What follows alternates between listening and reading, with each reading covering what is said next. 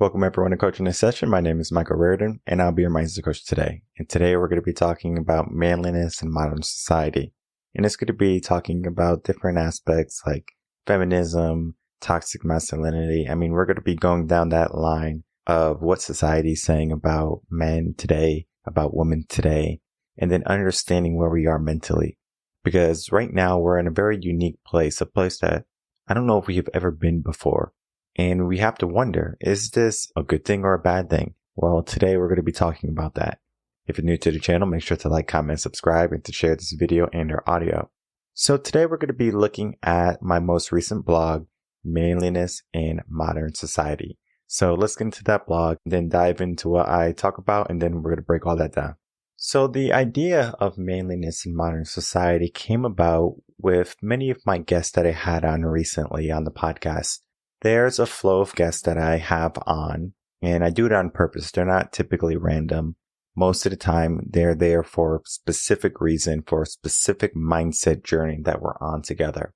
So if you have been listening, and you will have heard the guest. If you haven't been listening, then you might not be familiar with the guest. And I do my best to scatter the guest. So it's not just one mindset where there might be someone who has like a very toxic type of mindset that comes on the podcast. Typically, that's not the case. I'm all about personal development and all about growth and all about you being in a better place. So I try not to bring in all that toxic and all that negative stuff. But sometimes we do talk about it. It's important for us to talk about it so we can understand that it's there and that it is a relevant conversation. I also talk to many women who have a very feministic type of mindset, a very modern type of mindset.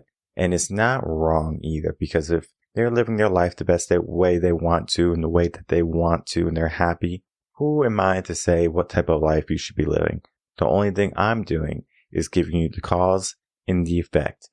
If we go down this road of manliness in modern society, where feminism is trying to not get equal, because feminism is not about equality, it's about being superior. And I know it's one of those things that they spout, we need equality, equal pay, things like that. That has all been debunked. What they're looking for is to be supreme. And what had happened in that process is that when they decided to be up and be the protectors and the providers and care for themselves and be independent and grown, what happened was men saw that as an opportunity to be weak. Basically, women think they're doing this in feminism. They're going up and they're going up and going up in society, but actually they're doing this. Yeah, they get some rights and things like that, so they might go up a little bit, but they're staying here. But what's happening in society is that if men were up here and then they were down here, men are just on a steady decline. So now women are higher, essentially in the sense of their outgoingness, their ability to be go-getters, mental help. They are the forerunners in that. And there's nothing wrong with it because that is what they chose. So that's where we are. So now many men are choosing to be weaker because it's easier to be weak. And if you know anything about the brain loves easy. So that leaves us in a conundrum. What do we do with these men, right? What do we do with these weak men? Do we just kind of write them off, allow them to carry on with their lives? Are they destroying society? Maybe, right? We can have an argument on both sides. But what I find interesting is that women are going to focus on their career early on, and then eventually they're going to worry about family later on. Maybe they get to that point, maybe they don't. It doesn't necessarily matter if they do or they don't. If they don't, then they just don't have kids. Sometimes people don't want kids. That's perfectly fine, right? You can have any type of life you want. It's your life. Now, when they're older though, and let's say they're in their mid-30s and now they're looking for a masculine man, we're fresh out of those because all the men chose to be weak because it was easier for them to be weak. So now there's a shortage of masculine, manly men. So there's a certain percent of men, let's say 40% of men who are going to hold true to those standards of being a manly man. In shape, maybe a go-getter in their career. They don't have to be super wealthy, but they have to be ambitious because at least if they have some ambition, eventually they can reach some type of success. But what is happening now is that we just find complacency. A lot of men find complacency. They stay exactly where they are. And in our modern society, again, it's easy for us to be exactly where we are. As long as our basic needs are met, we can find a way. In this blog, I really go in depth and to talk about the difference between manliness and how we once were and then where we are today and what's going to be the cause and effect.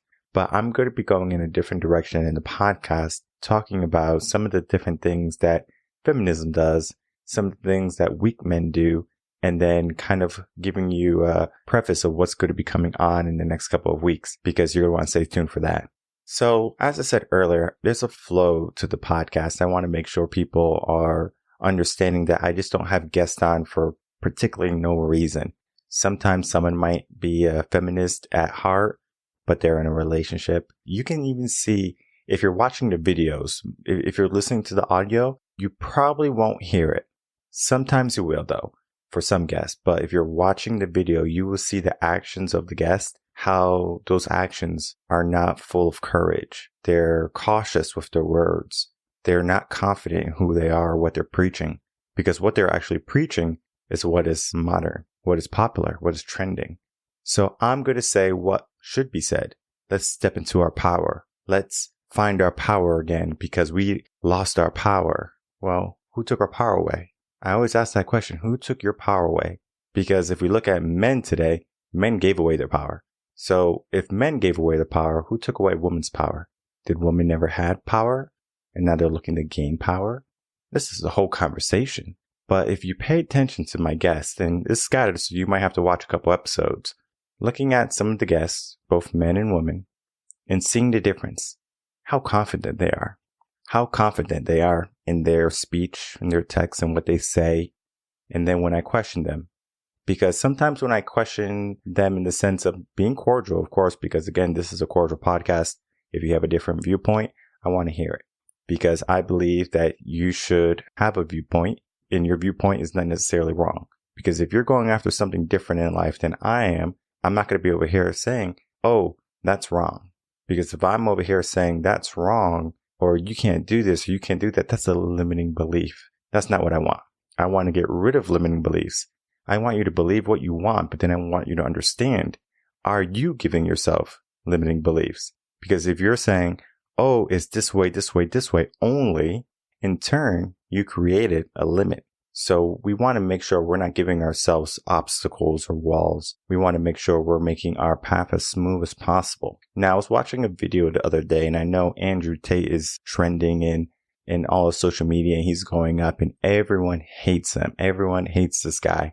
They say he's against women, and he was on Piers Morgan or something like that, and that all his clips are going viral.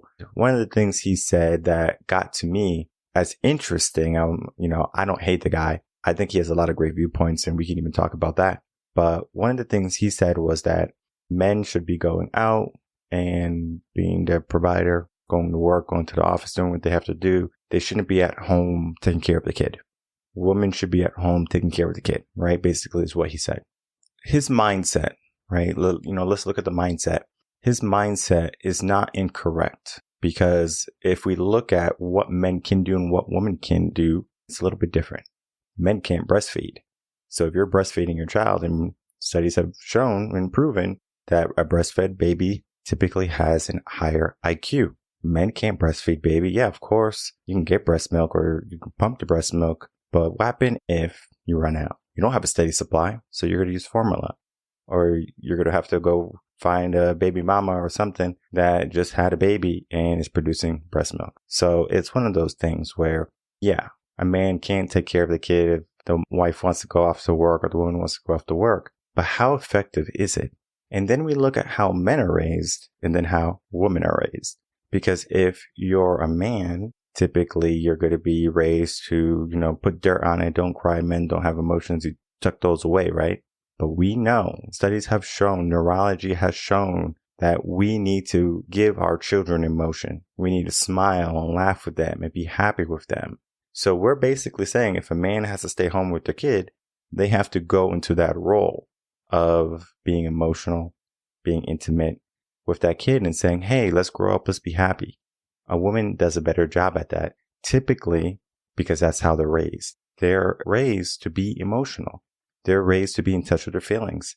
That is why a woman will get mental help before a man does. There are more women coaches than there are men coaches. There are more women coaches helping women be better, stepping into their power, than there are men. And you know what I find with a lot of men that need coaching or want coaching? they're afraid to admit it. They're afraid to admit that they're fearful, that they have some type of fear. No, they have to be fearless. Men have to be fearless. They're afraid to admit that. What that does is that stops them from understanding what they have to do, because their subconscious mind is going to still be in fear, but their conscious mind is going to be saying, no, you're not fearful, when really you are having a fear, having some doubts, insecurities, and there's nothing wrong with getting a helping hand. That's where I think is one of the biggest difference between men and women when it comes to coaching. Men are going to be slow to admit that they need help versus a woman who's going to say, I need someone to help me. If we just put that back into raising kids, if a man is going to be slow to offer that emotional support for that child's development, don't you think that child's going to be missing out?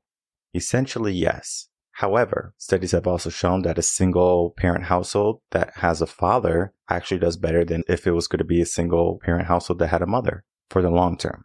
In the beginning, I believe from age 0 to 7, from what my studies and calculations, from me being a teacher, from me working with kids for the past 15 years, actually, what I have seen, what I have known, and what I have come to understand is that from 0 to 7, if a kid has strong emotional support from their mother, learning kindness, learning how to be affectionate and caring and loving, then the man takes over around 7, teaching them how to be a man, teaches them how a man should treat them. So looking at the different genders, what should a man be?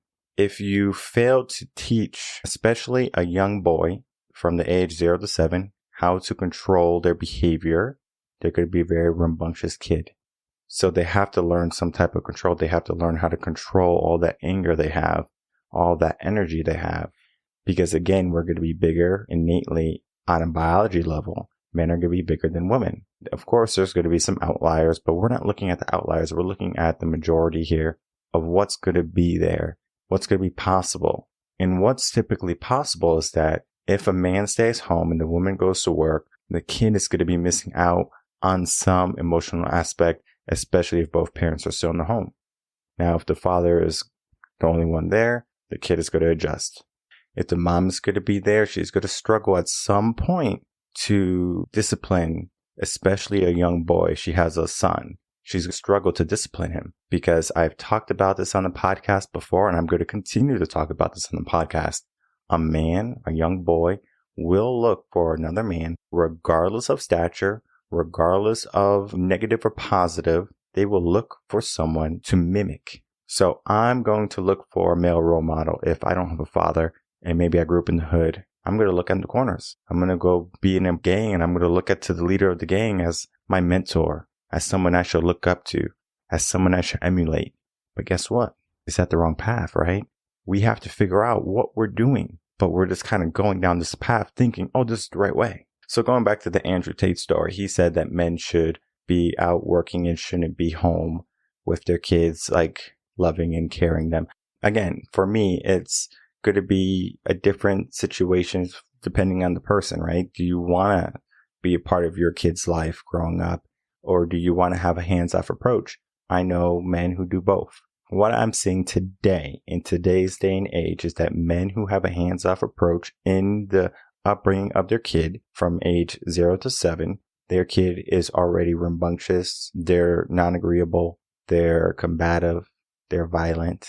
So times have changed from when he was talking about men should go off and work and women should stay home, because the mindsets of how these kids are growing up is a little bit different. Now we're not requiring our young boys to go off into the world and, have manual labor. Typically, when they're 4, they can just have an iPad and stay inside all day. Versus before, if they were 4, they were in the fields picking berries or something. They were doing something, but now they're not. So our times have changed. So that way of thinking is a little bit outdated, because men are now more emotional in the sense of that men can understand that their children need more emotion from them, so they can drive some emotion, even if it's a fake emotion, or they fake it till they make it, or fake it till the kid grows up. If we look at the inception of when this happened, was when there was that push for women to go to the work, right? So who's going to watch the kid? Well, guess what? Now both parents are working, because men subconsciously learned, oh, wait, she can work too. So that means I don't even have to bust my butt working 2-3 jobs in order to make ends meet. because I have someone else helping me. If you're given an easy out, you will take it. The mind will take it. It sees easy. This is mindset. And it's going to be difficult for people to understand this aspect of it too. You're going to be thinking, oh, he's not ambitious. Oh, he's not hungry enough. Oh, prices of gas are so high or inflation is so high. No. Just because the gas is high or inflation is high, it does not mean that a man can't step up and provide exactly how he should. He shouldn't need another income. However, since he has another income, oh, wait, so I don't have to go to work that much? I don't have to work 50 hours a week? Okay, cool. What can I do? Oh, she can go to work too? I got to watch a kid for a day or two? Cool. Not a problem. Because that's easier than going to work and being stressed. Because the stress that men have to deal with is going to be the stress of the world and of all their environment and work and everything. But they can't complain about it. Because to be a manly man, you're going to have to do what you have to do, the hard stuff, and suck it up. We are told to not be in tune with our emotions. So many men choose not to be in tune to their emotions. And then even now, even though there's a movement of men trying to be more feminine and more weaker, these men are still not in touch with their emotions. It's like a roadblock. It's like they give themselves a block. Society gives them a block. Typically, it's going to stem from type of trauma. Maybe they have a girlfriend in high school or college, depending on where they are. And the girl says, you know what, you're just telling me too much of your problems. I need you to be a man and handle it. Because a woman is not equipped to handle a man's problems. No matter how much she says she can support him, no matter how much she trusts him, or how much she loves him, it doesn't work that way. She's expecting him to be the man. What we are doing now is we're just being complainers across the board. We're going to complain to them. Just how they would come home and complain to us and tell us about all their stuff that happened at work. Now we do the same thing. But guess what? They don't want to hear it. They're not concerned about our problems. They're concerned about their problems because they are more emotional and we need to be more sturdy. And right now there's an epidemic of weak men running around. There's not enough strong men going around. And there's a bunch of women looking for strong men. Where can I find a man who's going to step up? Be my protector, be my provider. And I'm going to be his queen. I'm going to be his, traditional wife. And I'm going to cook and I'm going to clean. I'm going to make his house a home. How often do you hear that?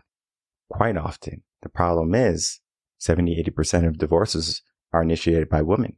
So if women are initiating all these divorces, why should men even get married? It's not a good deal for them. So that means if it's not a good deal for them, why even bother? Why even bother being a manly man and being that person that attracts them? Especially now that men can go to strip clubs, they can go to OnlyFans, they can go to a porn website, and they can get their sexual fix.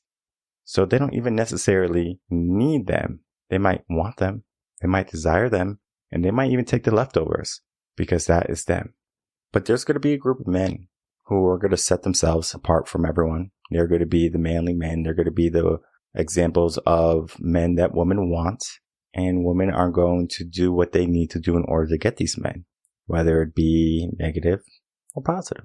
Oftentimes, if a woman wants one of these high valuable men, these manly men, again, we are having a shortage of them.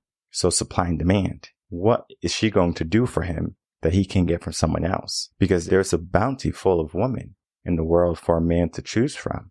And he can pick the fittest, the most friendly woman he wants, the most feminine woman he wants. And typically a man wants a traditional woman. But most of these women today have that type of modern mindset. They have that feministic type of mindset. Oh, we can build together. Oh, I can help him. Oh, I can do this. When in reality, she should be creating value for him in his life. And in her mind, she should be thinking, how can I make him shine? Because when he shines, she shines. Of course, you can still be out there and have your business if you're a woman. You can go out there and still be a wonderful mother. And you can juggle. It's just that, what do you prioritize? And oftentimes, many women are going to prioritize their career first and family second. Not every woman. I will say that. Not every woman will do that. Some have that traditional type of mindset in the sense of, even though they've worked all of their life for a career, they're willing to give that up for a family. Sometimes it's going to be hard for someone to give that up, especially if they had to sacrifice something. Maybe they had to sacrifice their youth And now they said, I gave away my youth for this career. I gave away one of my most valuable assets. So now I'm going to make sure I keep this career, that this career keeps me going. So they keep on pushing.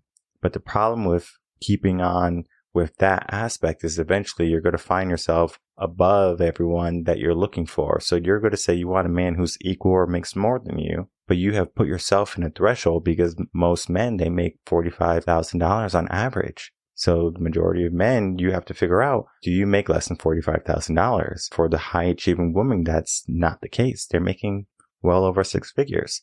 So where are you going to find a man who makes equal or more?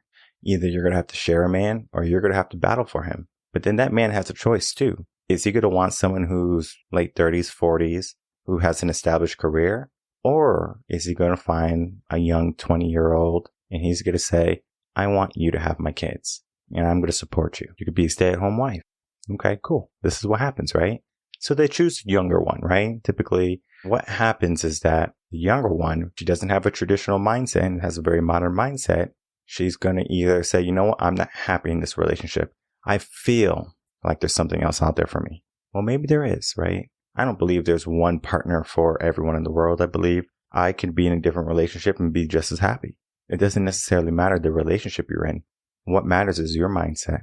What are you thinking about? What are you pursuing? How does that make you feel? And I think people get confused in thinking that their partner makes them happy. Your partner doesn't make you happy. Your partner should embellish you. But if your partner can't even do that, then are they really worth it? So you have to ask yourself these questions. So this high value man is looking at this woman who's looking for equal or more. What value does she bring? She doesn't bring youth, might not be able to have kids, and maybe he wants kids or more kids. So he's going to go for the latter. So we're looking for these manly men at a late age. But all the while we're having that feministic type of mindset, that modern type of mindset, men are just going down. They're like, okay, you want to handle it? You want to be a boss, babe? You do it. I'll follow. Because it's easy to follow. Again, if a man doesn't have to show up, he won't. Because men have gone away from having that mission, that purpose aspect. Women have that mission, that purpose aspect. They look for it. And that's what sets masculine men apart and weak men apart. A weak man is going to cower and he's not going to show up. A masculine man is going to show up. He's going to give himself goals and he's going to be hungry for more in his life. That's hard to find nowadays, but it's not impossible. And I'm going to be bringing on a relationship coach who's going to be helping us actually in a couple of weeks talk about the idea of relationships, modern relationships, the type of men that are out there, finding the right man, finding the right woman, because it's not as easy as saying, okay, I'm going to go on a dating site and I find someone, because you can go on a dating site for years and not find anyone. In reality, most of the women out today are not wife material to men. They might be good mother material, but they're not good wives. And the reason why is because they weren't raised by mothers who were good wives. So now they have to figure out, well, how do I be a good wife? What does a man value? What does a man need in the relationship? And as long as that is going to be a conversation that doesn't happen, there's always going to be divorce. There's always going to be unhappy marriages. There's always going to be conflict in your relationship. So the idea in manliness in modern society is going to be talking about several of the things that we talked about today. Understanding how society is moving and how men are choosing to not be manly, but they do have the power and the potential to be manly. And how modern society is telling women that they can be all of this and more. They can be the protector, the provider, but then later on in life, they want the man to be the protector and provider and the leader. So it's counterintuitive. They say, I'm going to be this person, but then later on, they're trying to delegate that role to someone else. Well, you have to make up your mind. Do you want to step into that feminine role and being a traditional type of woman? Or do you want to have a modern type of situation? Most women today are going to have a modern type of situation, even if they believe they have a traditional type of mindset. Most women do not have a traditional type of mindset unless they're a virgin, most likely. Typically, that's going to be the reason if they're going to be a traditionalist in the sense of, I'm a traditional wife, I'm saving myself for marriage, he's the only one. I understand there's situations where you might get into a wrong relationship, maybe cheating, infidelity, maybe something tragic like a death. Sometimes situations won't work out the way you want them to. But oftentimes we leave a relationship, or a woman especially leaves relationships because they're not happy or they're not satisfied. and then they figure out how can they be protected. And the easiest way to be protected is to not emotionally attach yourself to someone else. So I'm going to be the boss babe. I'm going to be Miss Independent. I'm going to be able to protect and provide for myself and not need a man. And a man is going to say, perfect. I'm not going to be a man. I'm not going to be a manly man. I'm not going to make all the money that I can make because the woman has it taken care of. Again, now men are just operating in the majority. And this blog is going to be talking about that. And I encourage everyone to read this blog, especially if you're in a relationship, because it's going to really show true exactly what type of mindsets are happening in our society. And you can fake it till you make it. But the thing about faking till you make it is that the true eyes of the world are going to be able to see what's going on. And they're going to see if you have a good mindset, a strong mindset. If you're not confident, it's going to show through. I had many guests who you can just see are not confident in their words because the words are not their own words. It's the words that they just regurgitate from society or what society says that they should say or what they should believe. My podcast is not to call anyone out and to belittle anyone. It's all about growth and positivity. So understand that the coach that you pick, whether it be a mindset coach, a relationship coach, money coach, whoever it is, right? Learn their mindset. Understand where they're coming from. And then if they walk the walk and talk the talk, I'm a big believer if you can walk the walk and talk the talk, then you are doing exactly what you need to do. Oftentimes, many people talk the talk, but they can't walk the walk. They say they want to do this in a relationship or do that in a relationship. They're going to uphold these values, but they can't. That they're going to be this type of person, but they can't. That they're going to accomplish this goal, but they can't. It's all mindset. And if they have a weak mindset, they're going to continue to have those hurdles in life. So if you're struggling somewhere in your life, if you're a man and you're trying to figure out how to be that high value guy, or if you want to stay where you are, and if you're wondering why you're staying down there, of course, we can set up a consultation, figure that out. If you're a woman and you're trying to figure out, all right, it's time for me to settle down. You want to settle down. I've helped many women who are in their boss phase ending and they're looking for a man and they don't care what man they get. So in a sense, do women settle? Maybe. I know some do. But just because they settle doesn't mean they're not happy. It's just that instead of them looking at the superficial things like money, height, status, they start to look at things like, is he going to take care of me? Is he going to treat me well? Is he going to be there when I need him? Those values are going to be worth more to those women than if he can give you the lifestyle, if he makes a certain amount of money or he looks a certain way. The value system takes over at some point. Now, in the beginning, it might not. In the beginning, it might be one of those things where you're looking for your manly man. If you're a woman, if you're a man, you're looking for your feminine type of woman. Both are going to be difficult to find. And if you're having a hard time finding them, I'm going to be having relationship coaches come on. I'm going to be talking about this more, and we're going to be trying to figure out what's going on in society and what needs to be changed. My name is Michael Rearden. I'm a mindset coach. If you have any questions, email me, coachingasession@gmail.com, and I will see everyone on the next episode of Coaching a Session. Until then, everyone, take care.